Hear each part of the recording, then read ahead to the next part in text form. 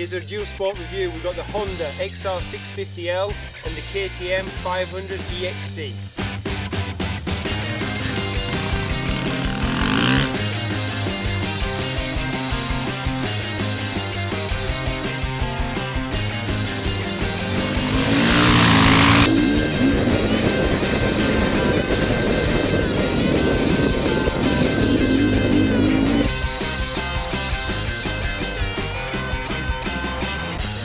From Honda, the XR650L.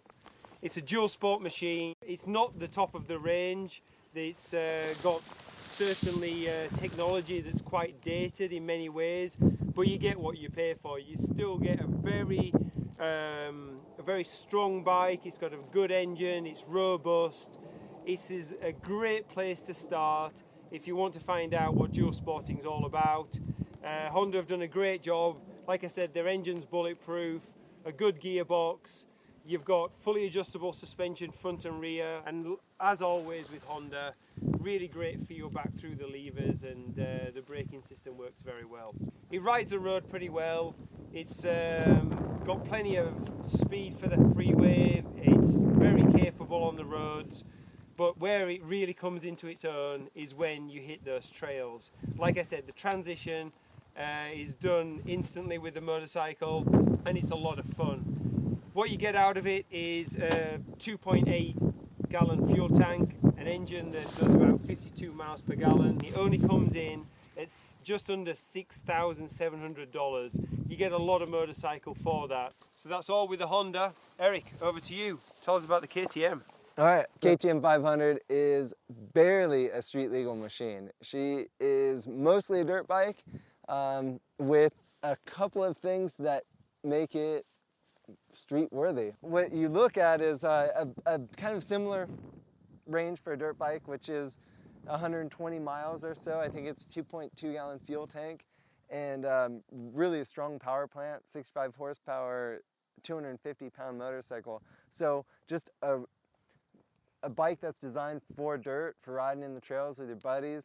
And they have somehow managed to squeeze this thing through California's EPA, whatever mumbo jumbo that makes it street legal. So you have like a few little goodies like a horn and high beam, low beam, and even, you know, the electric start and the key, which is the finest part of this motorcycle aside from it being a kick dirt bike, it has that electric start, which is nice. Steel frame, long travel suspension bike, and it just swallows up fire road and whoop-de-doo's whole. So you can't really go wrong with this machine, but you do have to pay for it. Retail is right at about 10 grand. That hurts the pocketbook for sure, but man, when you get on it, it's pretty worthwhile. So Eric, the biggest differences between these two bikes, what would you say it is? Weight? Weight, absolutely weight. Yeah.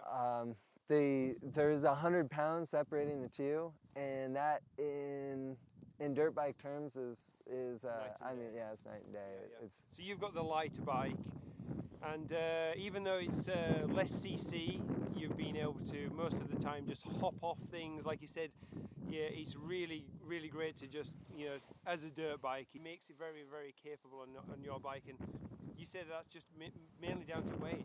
Yeah, it just has the ability to leap, you know. Yeah. And whether it's like you know, I see a bump or something that I want to jump, and it has that little bit of pop. Another big difference as well is obviously in the front forks. You've got the latest upside down front forks there, very plush, seem to rail the turns very well. It makes the bike steer and gives the rider a lot more feedback. I found with this bike to be quite a bit more spongier. There's almost felt like there was more travel. Yeah. I mean, definitely you have like a stiffer platform and then the softer, more of the cushy couch. And I believe that, you know, in reworking the suspension package, you could really get this bike to be more accurate and more firm. Yeah. But that said, this is, again, comes down to weight. You're having to control a lot of weight, whereas, you know, this is more, like you said, more modern suspension, and it doesn't have to do nearly as big of a job. Yeah. They really do everything well. You just notice that, like, that performance punch that the KTM has, you know. Yeah. It's that responsiveness and the ability to, like, steer real sharp, whereas the Honda is just, you know, it's a lazier package. Yeah, So it yeah, just, you gotta kind of wait for the bike a little bit. No, well, it's definitely a harsher package in many respects. It's stiffer suspension, it's more powerful, it's lighter.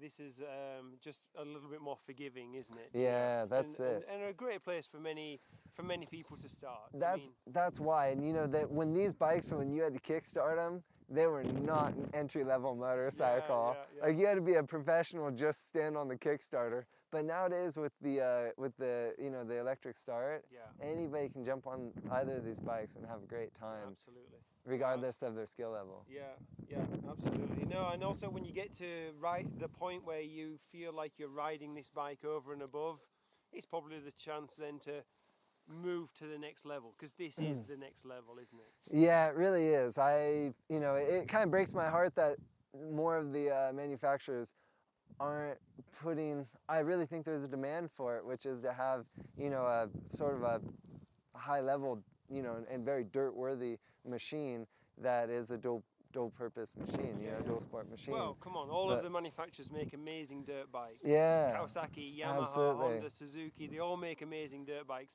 They don't all transform that same technology into the dual sport, do they? Yeah, I think you know, they're not able to dance around the regulations like a smaller manufacturer is able to, and that maybe is what's given KTM the upper hand to put this bike on the street. And I just hope that, you know, in the future we can see more dirt-worthy motorcycles coming in with a license. Right, well, brilliant. Well, that's dual sport machines, and I think they're one of the best bikes on the market. Lots of fun, under 10 grand, you'll have a blast, so you can't go wrong.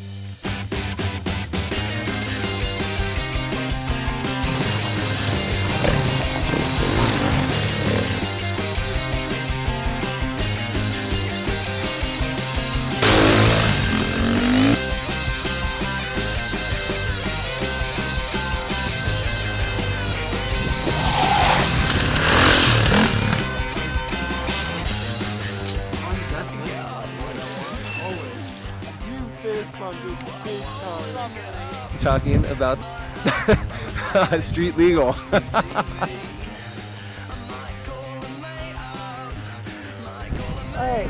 the big trucks were getting the big tuner around that bend. That was